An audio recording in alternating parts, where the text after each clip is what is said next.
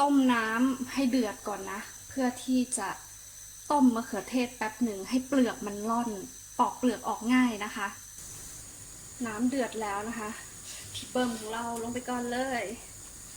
มะเขือเทศต้มของเราได้มาจานยักษ์เลยนะคะจานเบิ่มเลยนะเดี๋ยวรอให้มันเย็นสักหน่อยนะคะนี่เปลือกมันแตกตอนนี้นะคะมะเขือเทศของเราก็เริ่มเย็นลงแล้วนะคะ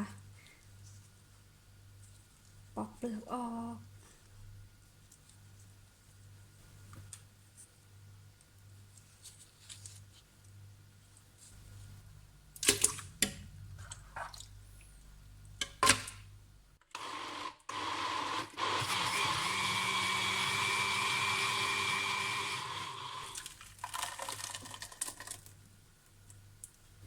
ได้มาหม้อใหญ่เลยนะคะเดี๋ยวกุ๊กไก่จะแบ่งนะเพราะว่า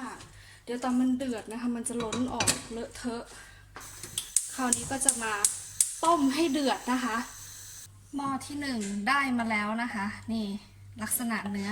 ก็จะข้นแบบนี้นะคะ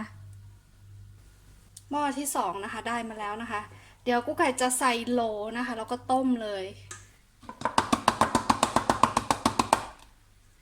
รูมันเล็กอะ่ะ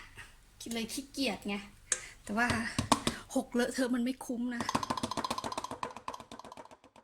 คราวนี้นะคะก็มาเรียงลงในหม้อนะคะแล้วก็เติมน้ำลงไปนะคะปิดฝานะคะพอมันเริ่มเดือดนะคะก็เบาแก๊สต้ม1 ชั่วโมงนะคะ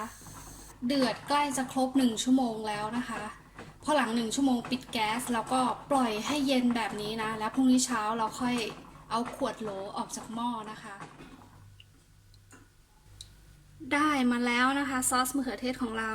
เวลาเรากดที่ฝามันนะคะมันจะต้องบุ๋มลงไปแล้วจะไม่เด้งคืนขึ้นมานะเป็นระบบสูญญากาศนะคะเมื่อเราเอาไปต้มฆ่าเชื้อโรคแบบนี้